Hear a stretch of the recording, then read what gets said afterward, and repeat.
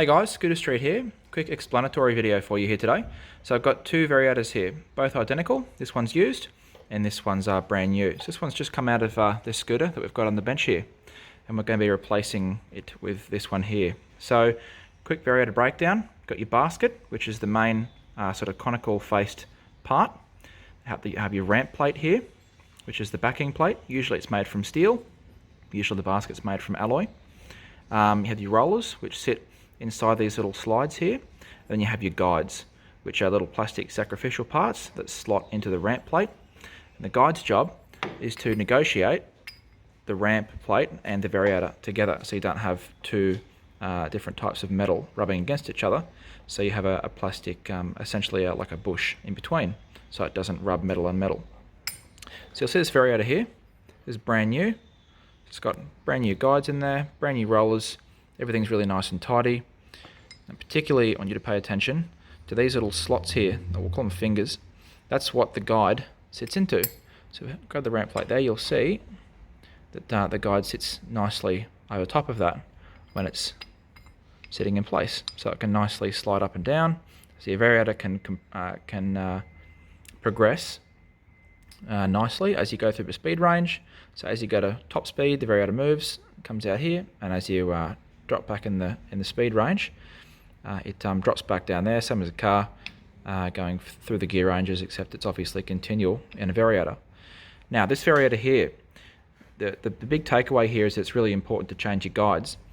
This one here has done quite a number of Ks in the same set of guides. The guides have worn out, they've fallen out, and you'll see a big groove worn into the Variator finger just there, if I can get it in focus.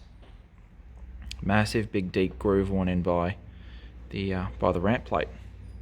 So the ramp plate's just been rubbing up and down here with nothing to soften the blow of the steel on the alloy. So obviously steel's a lot harder than alloy, so it's just ripped a great big groove through it.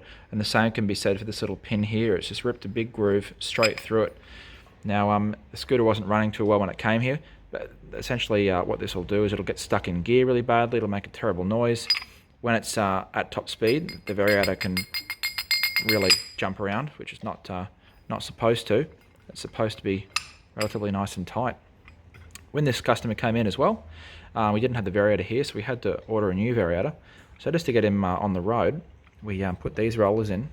So these rollers are 2 weeks old, and they already have a massive groove worn in them. So the point here being, when you have something like this that's happened, a part that's really badly worn, it tends to prematurely wear everything else, and it becomes an exponential problem where the worse everything gets, the more quickly it gets even more worn out and messed up.